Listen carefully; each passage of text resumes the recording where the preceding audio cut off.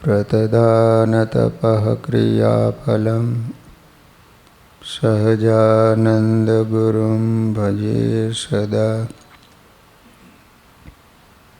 બોલો સ્વામિનારાયણ ભગવાનની, શ્રી હરિકૃષ્ણ મહારાજની, શ્રી રાધા કૃષ્ણ દેવની, શ્રી નરનારાયણ દેવની, શ્રી લક્ષ્મીનારાયણ દેવની.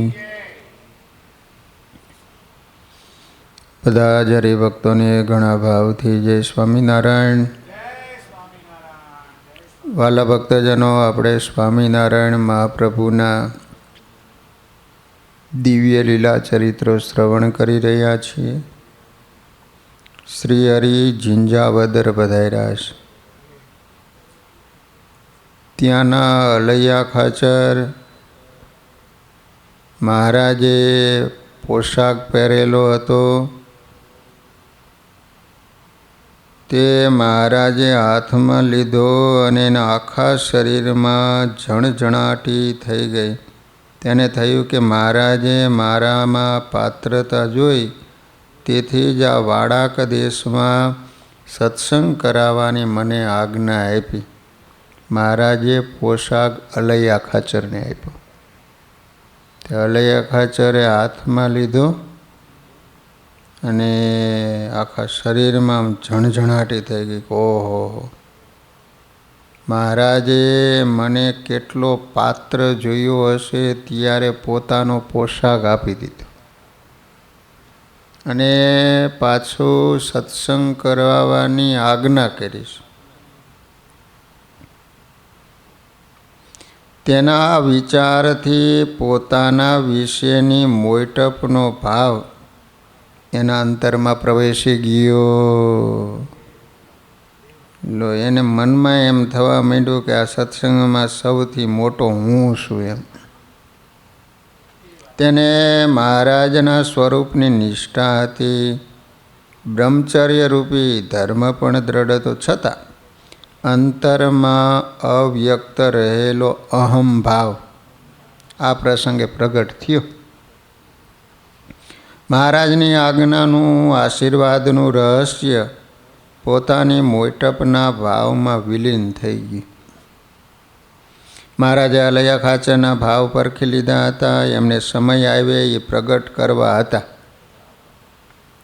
ભક્તિ કે ધર્મની પાછળ છુપાઈને અંતરમાં રહેલા આવા ભાવ પ્રત્યે જો જાગૃત ન રહેવાય તો ભક્તિમાં જરૂર વિઘ્ન આવે.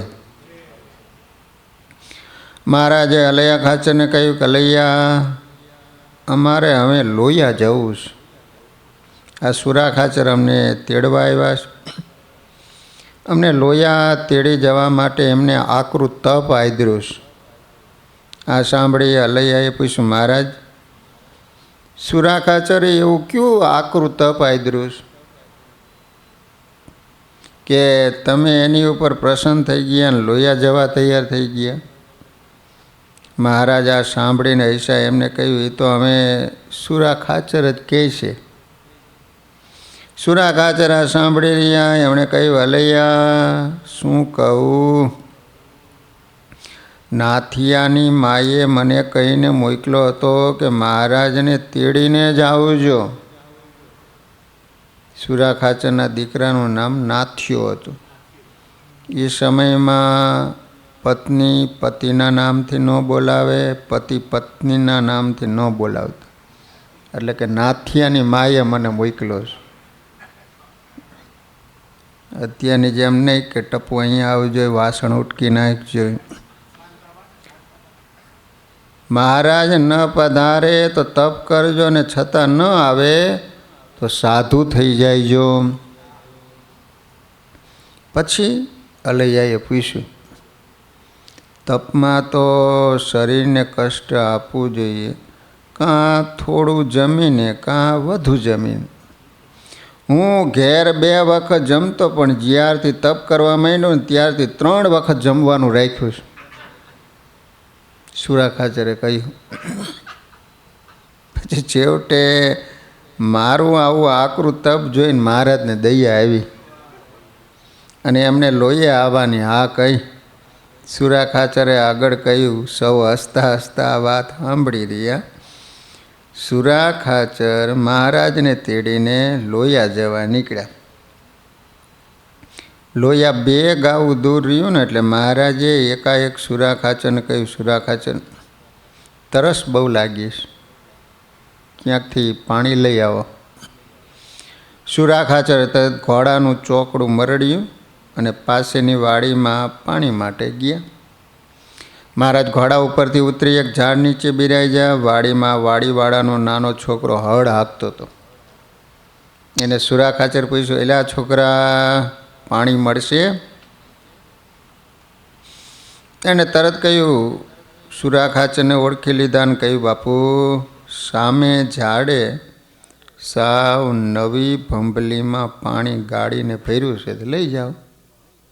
સુરા ખાચર ત્યાં ગયા, ભંભલી લીધી. પછી છોકરાને કહ્યું, આ ભંભલી લેવા તું મારી પાછળ દોડ્યો આવ અને જો સ્વામિનારાયણ ભગવાન તારું આ પાણી પીશે, માટે તને કંઈ માગવાનું કહે ને તો બીજું કાંઈ ન માગતો પણ મોક્ષ માગજે. છોકરો આમાં કંઈ સમજ્યો નહીં. એને કહ્યું, અમારી 30 વીઘા જમીન પડખેવાળાએ દબાવી છે, એનું ન કહું, સ્વામિનારાયણ માગવાનું કહે તો મારી 30 વીઘા જમીન માગી લઈશ એમ.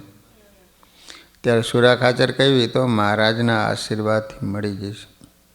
સુરા ખાચર મહારાજની પાસે આવ્યા. મહારાજને પાણીની ભંભલી આપી. મહારાજે પાણી પીધું. એટલામાં વાડીવાળો છોકરો પણ દોડતો આવ્યો. મહારાજે એને પૂછ્યું, તું કોણ છો? એને પગે લગાવીને કહ્યું, આ પાણીની બતક મારી છે, લેવા આવ્યો છું. મહારાજ તેના ઉપર પ્રસન્ન થયા અને પછી બોલ્યા, છોકરા, તે અમને પાણી આપ્યું તો અમારે તને કાંઈ આપવું જોઈએ, માટે તું કાંઈક માગ. એટલે એ છોકરાએ કહ્યું, મહારાજ મારો મોક્ષ કરજો. આ સાંભળી મહારાજે પૂછ્યું, આવું માગવાનું તને કોણે શીખવાડ્યું? એટલે એને સુરા ખાચર તરફ આંગળી ચીંધીને કહ્યું, આ બાપુએ.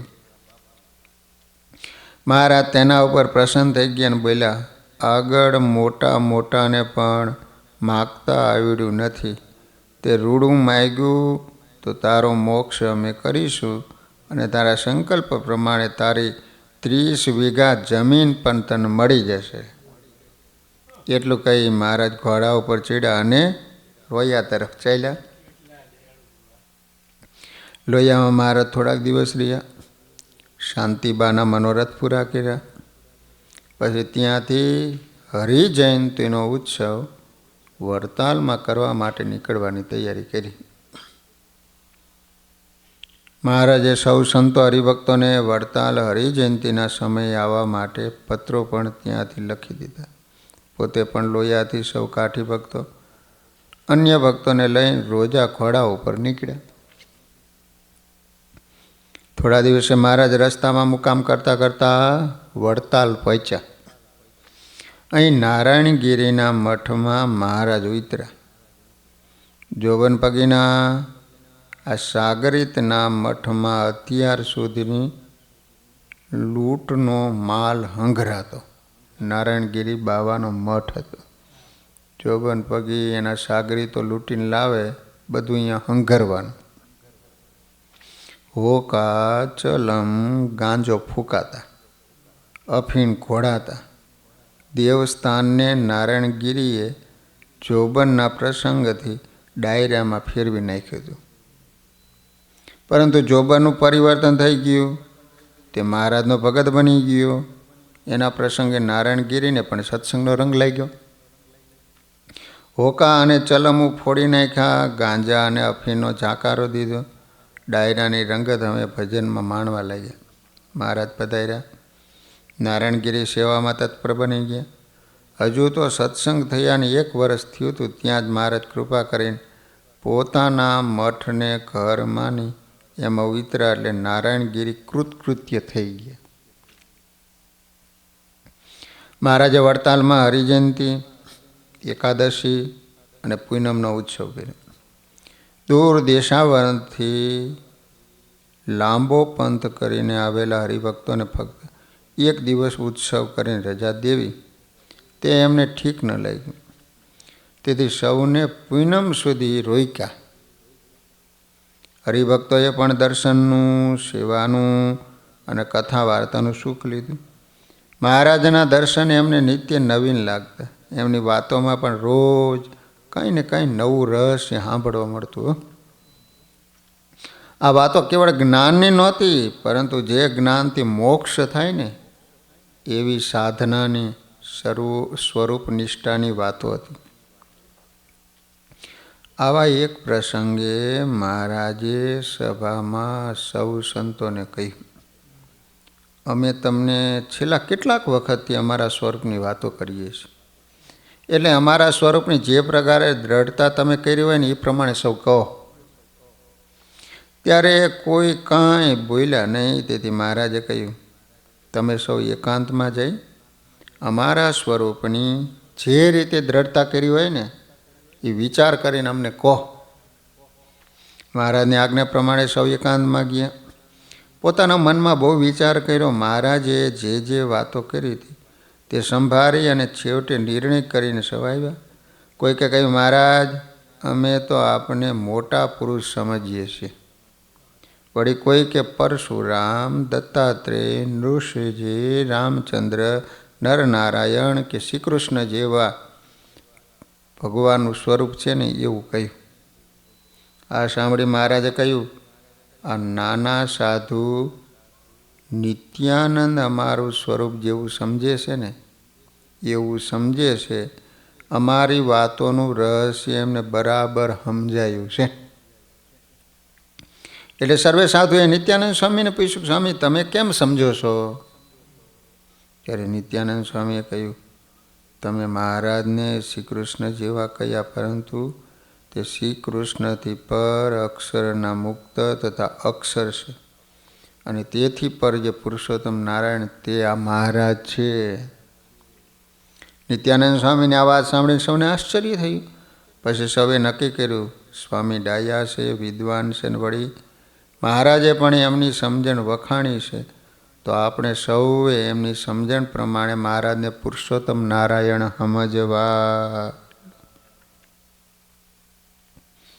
નારાયણગીરીએ આ ઉત્સવમાં ખર્ચ કરવામાં પાછું વાળીને જોયું નહીં હો. તેથી જોબને હસતા હસતા કહ્યું, અમે જોબન દૂધ છે નહીં. આ સાંભળી નારાયણગીરીએ કહ્યું, જોબન નહીં દૂજે એ તો બરાબર, પણ જોબનના સંબંધે મહારાજ તો દૂજે છે ને. એમને રાજી કરવા વાપરીએ છીએ એટલે પૂરવાનું એમને જ રહેશે. મહારાજ આ સાંભળીને બોલ્યા, ભગવાન અને એમના ભક્તને અર્થે જે વાપરે એમાં ખોટ આવે નહીં. મહારાજ વડતાલથી નીકળી બોટાદ થઈને ગઢપુર પધાર્યા. અહીં આવીને મહારાજે પહેલાં જ તપાસ કરી કે એ અભલ બાપુની ખેતીનું કામ કેમ ચાલે છે. મહારાજને અરજી ઠક્કરે તમામ સમાચાર આપ્યા હો. એટલે મહારાજે કહ્યું, બાપુને બોલાવો. અભલ બાપુને બોલાવ્યા. મહારાજે એમને કહ્યું, તમારી 1800 વીઘા જમીન છે. 1800 વીઘા તે તમામ ખેડાવી નાખવી છે. માટે ત્યાં તંબુઓ, રાવટીઓ, ભંડાર વગેરે તૈયાર કરાવી દો. એમ કહીને મહારાજે જગન્નાથાનંદ સ્વામીને કહ્યું, તમારે તમારા 50 સાધુ લઈને અભલ બાપુની જમીન છે ત્યાં રહેવાનું અને ત્યાં જ ભંડાર કરવાનો. બધા સંત હરિભક્તોને હમણાં તો ત્યાં જ રહેવાનું. ત્યાં અમે જે સેવા બતાવીને કરવાની છે. ભગવાનના ભક્તની સેવા એ જ ભક્તિ છે. લો, જમીન ઉપર તંબુઓ, રાવટીઓ ખોડાઈ ગયા. એમાં પરમહંસો અને હરિભક્તોના ઉતારા આપ્યા. મહારાજ માટે જરિયાની તંબુ નાખી દીધો. એમાં ગાલીચા પાથરી દીધા, પલંગ ઢાળી દીધા. મહારાજે પણ ત્યાં ધામા નાખ્યા. ભંડાર પણ તૈયાર કરી દીધો. કારણ કે 1800 વીઘા જમીન ખેડવાની હોય, કેટલી વાર લાગે? એ સમયે આવા કે ટ્રેક્ટર કેવું હતું, બળદથી ખેડવાનું. ત્યારે સંતો હરિભક્તો સૌ સેવામાં જોડાઈ ગયા, મહારાજના દર્શન કરતા જાય, બોરડીના ઝાડા ખોદતા જાય, કીર્તનો ગાતા ગાતા જમીન સાફ કરતા જાય. આ રીતે એબલ બાપુની ખેતીનું કામ મહારાજે હાથમાં લઈ લીધું. એબલ બાપુ અને એના કુંવર દાદા ખાચર અને એની પુત્રીઓ પ્રત્યેનો મહારાજનો ભાવ જોઈ સૌને લાગ્યું કે બલિરાજાએ તો ભગવાનને 4 માસ બંધનમાં રાખ્યા હતા, પરંતુ અહીં તો ભગવાન સદાયને માટે બંધનમાં આવ્યા હોય એમ લાગે છે. મહારાજ પણ વાતો કરતા ત્યારે કહેતા, એબલ બાપુએ અને એના પરિવારે આપણા માટે એમનું સર્વસ્વ હોમી દીધું છે. એમના દરબાર આપણે માટે ખુલ્લા મૂકી દીધા. અનાજના કોઠાર તથા રૂપિયાના ભંડાર બધું જ આપણા ઉપયોગમાં એણે મૂકી દીધું. વળી એમનો સમગ્ર પરિવાર પણ આપણી સેવામાં ખડે પગે રહે છે. એવા ઉત્તમ ભક્તના વ્યવહારના કાર્યમાં આપણે સેવા કરવી ને એ ભક્તિ છે. આવા સેવાના પ્રસંગે માળા લઈને બેસી જવું, ધ્યાન કરવું કે કથા કીર્તન કરવા એ ભક્તિ નથી. મહારાજના શબ્દોથી એબલ બાપુ અને એના કુટુંબીજનો સૌને અપાર મહિમા સમજાયો. અહીં ગાયો તથા ભેંસો માટે વાડા કરાવ્યા હતા. વાડા વલોણા પણ અહીં થતા. બળદો સારું માંડવા બંધાવ્યા હતા. 40 બળદની જોડ મહારાજે તૈયાર કરી દીધી હતી. 40 જોડી. પાર્ષદોને, ખેડૂત હરિભક્તોને મહારાજે સાફ કરેલી જમીન ખેડી નાખવાની આજ્ઞા કરી. રાત દિવસ કામ ચાલવા માંડ્યું. મહારાજ માટે લાડુબા અને જીવુબા દરરોજ દરબારમાંથી થાળ લાવતા. વળી વલોણું ત્યાં જ કરી માખણ કાઢી મહારાજને જમાડતા.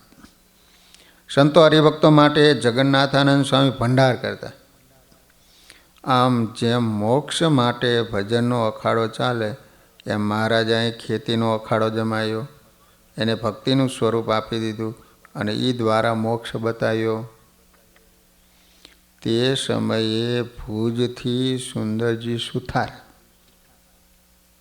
તથા એના ભાઈ હીરજી સુથાર ત્યાં આવ્યા.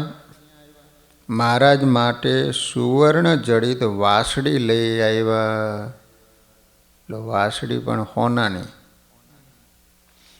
તે વાસળી મહારાજને આપતા સુંદરજીભાઈ કહે, મહારાજ વાસળી વગાડતા આપના સ્વરૂપના મને સ્વપ્નમાં દર્શન થયા હતા, એટલે આ વાસળી લઈ આવ્યો છું. આપ એ વગાડો, આપના એ સ્વરૂપના દર્શનની અમને ઈચ્છા છે. મહારાજ આ સાંભળી ऐसा એમની ઈચ્છા ન હતી, પરંતુ સુંદરજી સુથારનો આગ્રહ હતો. તેથી મહારાજ એમની પાસેથી વાસળી લીધી, પોતાના અધર ઉપર મૂકી, કહેતા હોઠ ઉપર મૂકી, ત્રિભંગ કર્યો અને સૂર છેડ્યો. વૈરાટ બ્રહ્માના નાભી કમળમાંથી નાદ બ્રહ્મનો સૂર જાણે નીકળ્યો હોય ને એમ બાંસુરીના સૂર ચલ અચર સર્વમાં વ્યાપી ગયા. આ દિવ્ય નાદ બ્રહ્મના સૂર સાંભળી જાણે સર્વત્ર દિવ્યતા વ્યાપી ગઈ હોય એમ સૌના અંતર સ્થિર થઈ ગયા. ગાયો ખડ ખાવાનું છોડીને મહારાજ તરફ જોવા લાગી. એબલ બાપુ એના દરબારમાં સૂતા હતા. એ સૂર સાંભળીને જાગી ગયા. એને પૂછ્યું, આ સંગીતના સૂર ક્યાંથી આવે છે? જીવુબાએ કહી, આ તો કોઈ દિવસ ન સાંભળ્યા હોય ને એવા સૂર છે. કદાચ મહારાજ તો બંસરી નહીં વગાડતા હોય.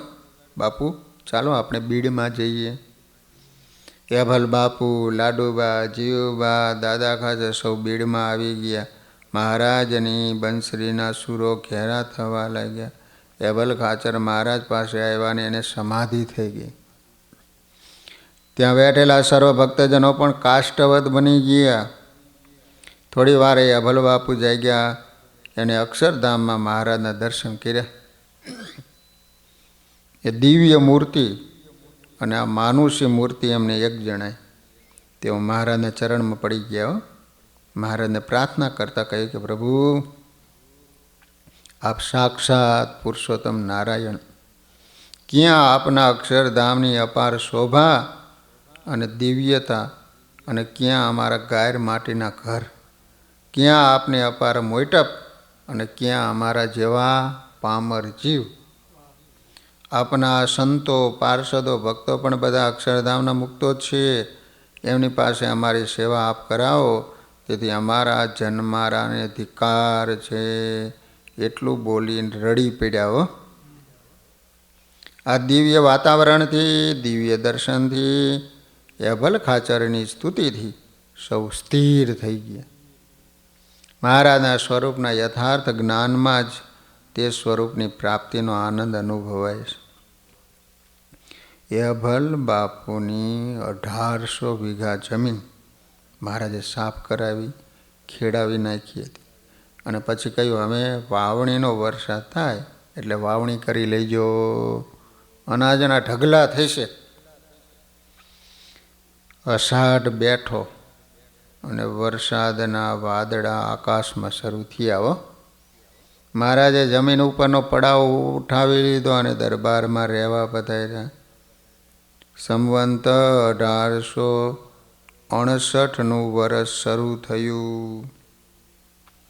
કરિયાણાના દેહા ખાચર, કારિયાણી અને કરિયાણા, ત્યાંના મીણબાઈ હતા. તો મીણબાઈમાં પણ ગઢપુર મહારાજના દર્શન માટે આવ્યા હતા. અભલ બાપુના ખેતીના કામમાં દેહ ખાચરે પણ સારી સેવા કરી હતી. મહારાજના સંબંધે કાઠી દરબારોએ દરબારપણાનું માન મૂકી દીધું હતું. અંદર અંદર હરિભક્તો પ્રત્યે મહિમાનો ભાવ સૌનો હતો. પછી દરબાર હોય કે સામાન્ય ભગત હોય, પરંતુ મહારાજના સંબંધથી સૌ મોટા છે. એવી ભક્તિ ભાવની ભાવનાથી નાના મોટાના ભેદ વિસરાઈ ગયા હતા. ગમે એવી છોકરી હાવ ગરીબની હોય, પણ રાજા એનો હાથ પકડે એટલે રાણી જ બની જાય. ગમે એવો હોય, પણ ભગવાનનો સંબંધ થાય એટલે બધા મોટા જ કહેવાય. એમને વિચાર પણ આવતો નહોતો કે એમની મોટપ કેમ વિસરાઈ ગઈ અને નાનાને મોટા કેમ માનવા લાગ્યા. મહારાજના સંબંધનો આ પ્રતાપ હતો. લો, દેહા ખાચરે મહારાજને પ્રાર્થના કરી, મહારાજ કરિયાણા વધારો અને ત્યાં જન્માષ્ટમીનો ઉત્સવ કરો. લો, દેશ દેશના હરિભક્તોને પણ તેડાવો. મહારાજ એમનો ઉત્સાહ જોઈને રાજી થયા અને એને કહ્યું, તમે અને મીણબાઈ જાઓ, અમે કરિયાણા આવી જઈશું. મહારાજે અભલ બાપુના બીડમાં મુકામ કર્યો. તે પહેલાં એમનો ઉતારો બાપુ જીવા ખાચરના દરબારમાં હતો. ત્યાંથી બીડમાં ઉતારો કરાયો. બીડમાંથી ચોમાસું શરૂ થતાં ઉતારો ફેરવીને મહારાજ દાદા ખાચરના દરબારમાં રહેવા પધાર્યા. અક્ષરવડીમાં મુકામ કર્યો. ભણનારા સાધુઓ, હાલ જે ગોપીનાથજી મહારાજનું મંદિર છે ને, ત્યાં દક્ષિણા બારના ઓરડા હતા, એમાં રહેતા હતા. બીજા સાધુઓ ગોપીનાથજી મહારાજના મંદિરના ઉત્તરાદા ભાગના પગથિયાની સામે જે છત્રી છે તે જગ્યામાં રહેતા હતા. તેથી તે સાધુની જાયગા તરીકે ઓળખાતી હતી. ત્યાં રહેતા હતા. કેટલાક સાધુઓ બજારમાં દુકાનોને ઓટલે સૂઈ રહેતા. ત્યારે કેટલાક ઉન્મત્ત ગંગાની રેતીમાં અથવા તો એના બંને કાંઠે ઝૂંપડીઓ બાંધી રહેતા હતા. દિવસે સૌ સંતો સાધુની જાયગામાં આવતા અને રાત્રે મહારાજ પાસે અક્ષરવડી જઈ મહારાજની વાતો સાંભળતા. મહારાજ વાસુદેવ નારાયણની સંધ્યા આરતી પછી અક્ષરવડી પાસે સભા કરતા અને સંતો હરિભક્તોને વાતો કરતા. હો, બીડમાં મુકામ હતો ત્યાં સુધી કથા વાર્તાનો કાર્યક્રમ ત્યાં જ રાખ્યો હતો. વાસુદેવ નારાયણની સંધ્યા આરતી કરવા રોકાયેલા સંતો પણ આરતી કરીને પાછા બીડમાં આવી જતા. મહારાજે રોજના નિયમ પ્રમાણે આજે રાત્રિની સભામાં વાતો કરી, પછી સંતોને ઉઠવાની આજ્ઞા કરી. પોતે પછી દરબારમાં બાઈઓની સભામાં વાતો કરવા પધાર્યા.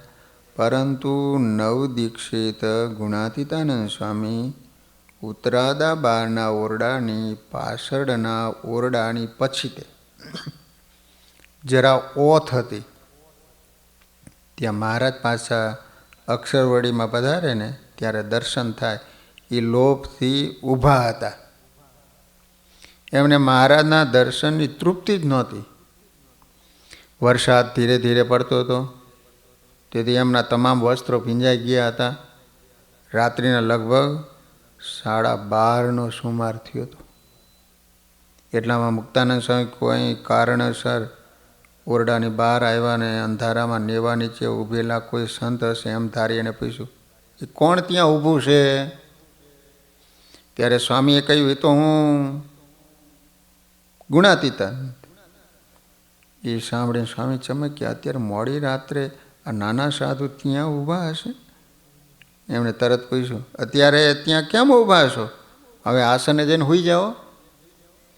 તે સાંભળી ગુણાતીતાનંદ સ્વામી, જેમને મહારાજ ભાદરાવાળા નિર્ગુણાનંદ કહેતા, તે સ્વામી પાસે આવ્યા. એમને હાથ જોડીને કહ્યું, સ્વામી, મહારાજ દરબારમાં વાતો કરવા પધાર્યા છે, તે હમણાં પાછા અક્ષરવડીમાં પધારશે, એટલે દર્શન માટે રાહ જોઈને ઊભો છું.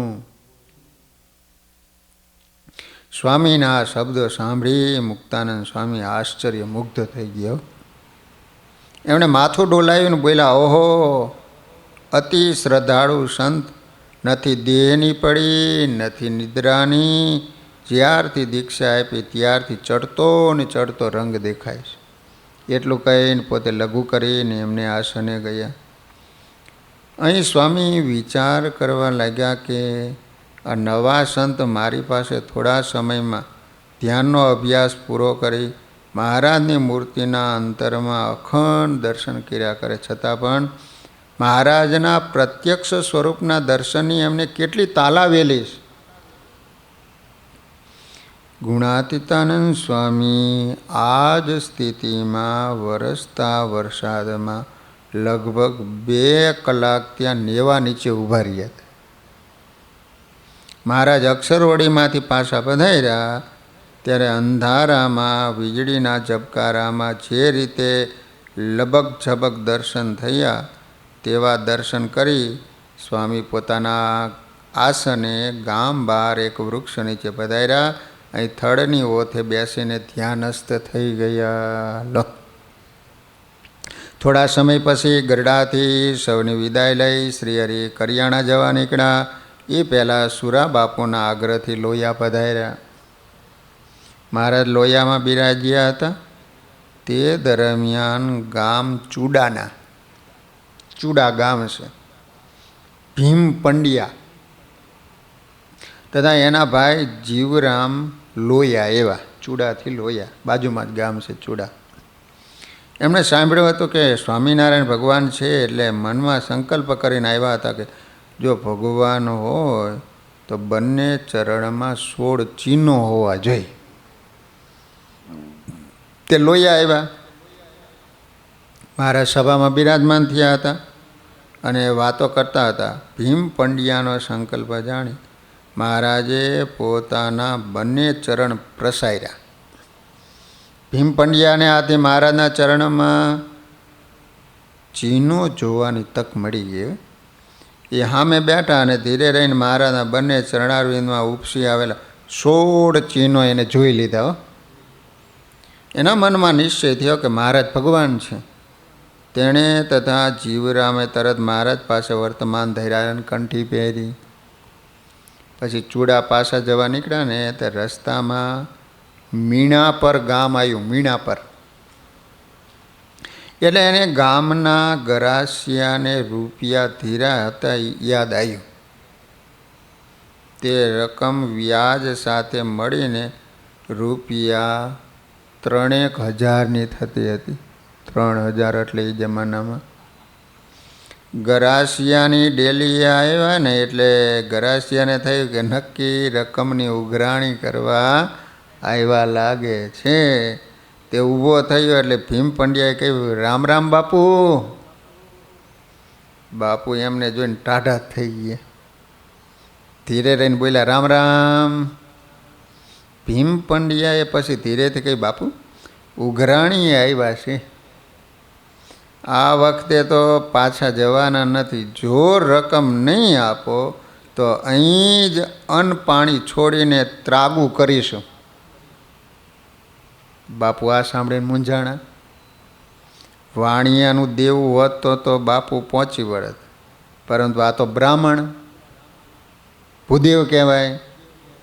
તે સમયમાં નાના નાના રાજપૂત ભાયા તો પણ ગાયો અને બ્રાહ્મણોનું સન્માન કરતા. તેથી બાપુએ કહ્યું, પહેલાં સીધા પાણીની વ્યવસ્થા કરું, પછી આપણે વાત કરીએ, પહેલાં જમી તો લો. ભીમ પંડ્યાએ તરત કહી, બાપુ પહેલાં ઉઘરાણીની વાત કરો, એ પતશે પછી જ અનાજ મોઢામાં લઈશું. ₹3000 જેટલી રકમ ઘરમાં ક્યાંથી હોય? બાપુ વિચારમાં પડી ગયા. એને કહ્યું, થોડી મુદત આપો, બધી રકમ હામટી આપી દઈશું. પણ ભીમ પંડ્યા અને જીવરામ મક્કમ હતા. એને કહ્યું, બાપુ આ મુદતમાં કેટલા વર્ષ વીતી ગયા, માટે આ વખત તો રકમ લઈને જવું છે. એટલામાં ભીમ પંડ્યાની નજર સામે બાંધેલી વછેરી ઉપર પડી.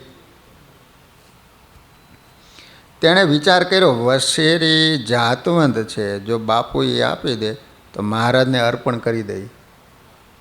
તેણે તરત કહી, બાપુ રૂપિયા ન હોય તો કાંઈ નહીં, પણ પહેલી વછેરી બાંધી છે ને આપી દે. રકમ ચૂકતે મળ્યાની સહી કરી દઉં. રૂપિયા મળી ગયા એમ. આ સાંભળી બાપુને જાણે વીજળી પડી હોય ને એવો આઘાત લાગ્યો. બે ઘડી તો વિચારમાં પડી ગયા. પછી પણ મનમાં થયું કે જો વછેરી નહીં આપું તો બ્રાહ્મણો ત્રાગુ કરશે, અને જો એનો દેહ પડી જશે તો મને 2 બ્રહ્મહત્યાનું પાપ લાગશે. જવાના તો નથી. તેણે કહ્યું, પંડ્યા આ વછેરી તો જીવ સાટાની છે, દેવાંશી છે, પણ તમે દેવ પુરુષ છો. જો દેવું વળી જતું હોય ને તમે રાજી થતા હો તો ભલે વછેરી છોડી જાઓ. ભીમ પંડ્યાને આ સાંભળી નિરાશ થઈ. એને કહી, બાપુ હવે સીધાની સામગ્રી લાવવાની રસોઈ બનાવીએ. બાપુએ પાકા સીધાની સામગ્રી આપી. ભીમ પંડ્યાએ રસોઈ તૈયાર કરી. બંને ભાઈઓ જમ્યા. પછી બાપુએ વછેરીનું પૂજન કર્યું, એના કપાળે ચાંદલો કર્યો. ભીમ પંડ્યા અને જીવરામ પંડ્યાના કપાળે પણ ચાંદલા કર્યા. અને પછી વછેરી એમને સોંપી દીધી. એ વખતે એમની આંખમાં આંસુ પીડ્યા. ભીમ પંડ્યાએ ખાતું ફાડી નાખ્યું અને બાપુને ઋણ મુક્ત કર્યા. બંને ભાઈઓ ત્યાંથી નીકળ્યા અને વિચાર કર્યો કે હવે પાછા લોહિયા જઈએ અને મહારાજને વછેરી અર્પણ કરીને પછી ઘેર જઈએ. એને લોહિયાની વાટ પકડી. એ વછેરી બીજી કોઈ નહીં, માણકી ઘોડી. મહારાજ લોહિયામાં સભા કરીને બિરાજમાન થયા. એ વખતે એને સુરાખાચરને કહ્યું, સુરાખાચર એ કંકુ હાર વગેરે તૈયાર કરો. અમારો ગરુડ આવે છે, ગરુડ, એનું પૂજન કરવું છે, મહારાજે કીધું. એટલામાં ભીમ પંડ્યા અને જીવરામ પંડ્યા વછેરી લઈને દરબારમાં આવ્યા. મહારાજ એમને જોઈને બોલ્યા, સુરાખાચર આ ભીમ પંડ્યા અમારો ગરુડ લઈને આવ્યા. સુરાખાચર તથા કાઠી દરબારો વછેરી જોઈને એકદમ ઊભા થઈ ગયા. સુરાખાચરે નખશીખ વછેરીને નિરખી લીધી. કેસવાડી ઉપર હાથ ફેરવ્યો. કાન સોરી જોઈ, પગના ડાબલા જોયા. એમણે તરત કહ્યું, મહારાજ આ માણકી છે, માણકી. પણ માણકીની જાતમાં આ તો ઉત્તમ જાત છે. ઘોડામાં ઘણી પ્રકારના જાત હોય, કેસર, બેરી, બોદલી, એમ માણકી પણ એક જાત છે. આવું જાનવર હજુ સુધી જોયું નથી. મીણપરના ગરાસિયા પાસે આવી એક જાતવંત વછેરી છે એવું સાંભળ્યું હતું, સુરાખાચર કીધું. પણ તે ગમે એટલી રકમ આપતો નથી. ભીમ પંડ્યાએ કે બાપુ એ ગરાસિયાની જ આ વછેરી છે. અમારા રૂપિયા 3000 એની પાસે લેણા હતા. એની ઉઘરાણી કરવા અમે અહીંથી મીણા પર ગયા હતા. અમે ત્રાગવું કર્યું એટલે બ્રહ્મ હત્યાની બીકે એને અમને આ વછેરી આપી દીધી. મહારાજ આ સાંભળી રહ્યા.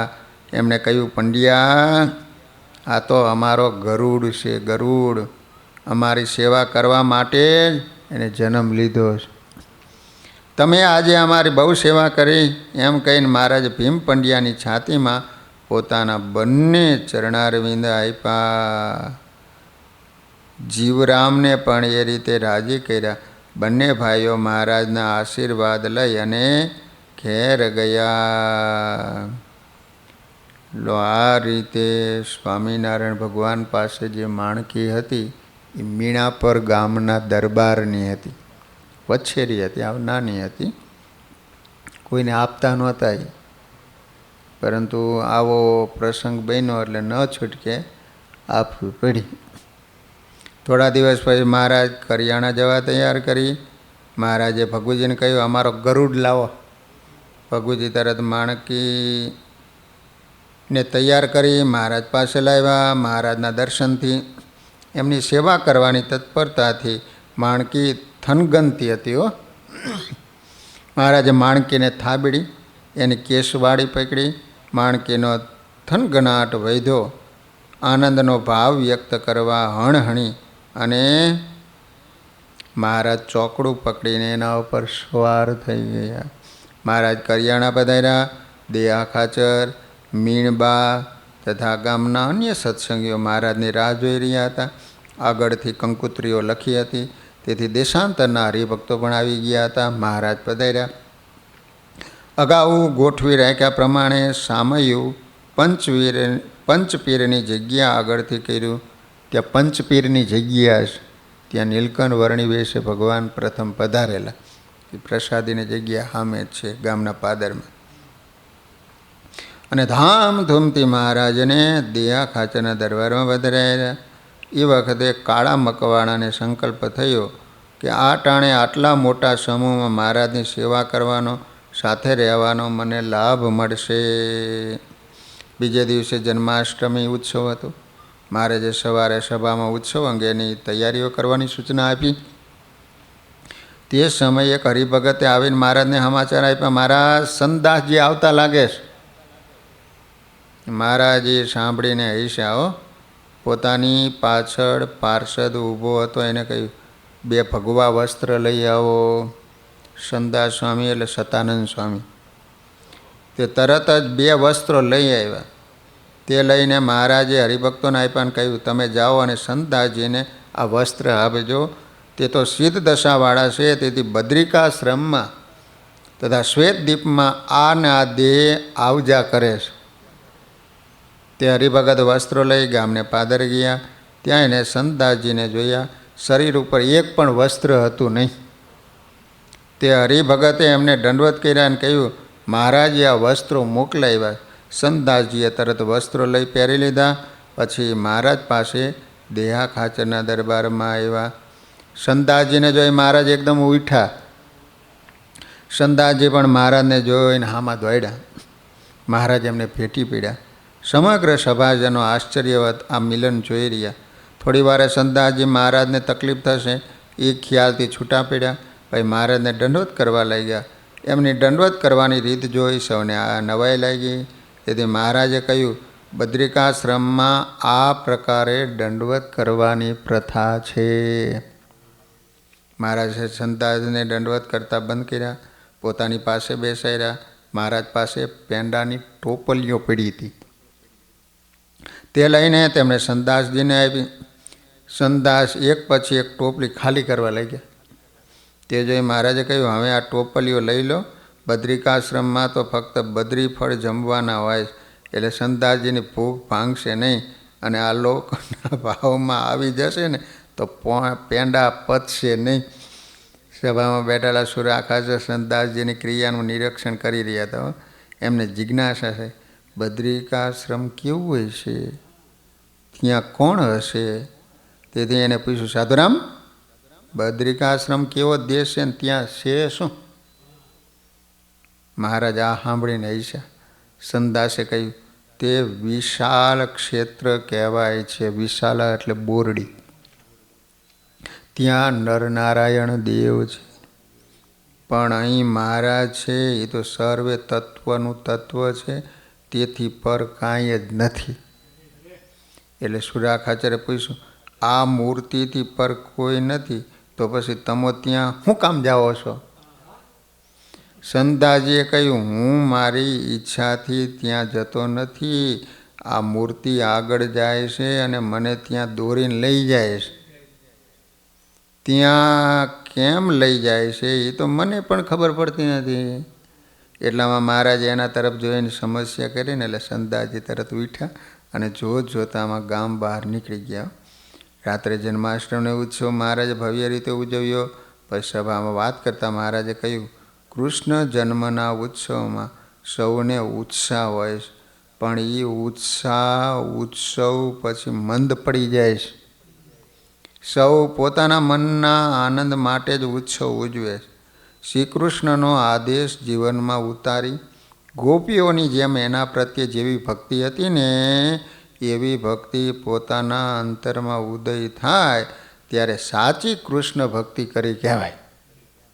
પરંતુ એ આદેશ વિસરી જવાય છે અને ફક્ત આચાર રહી જાય છે. મહારાજ કરિયાણામાં 5-6 દિવસ રહ્યા. સહજાનંદ મહારાજની જય.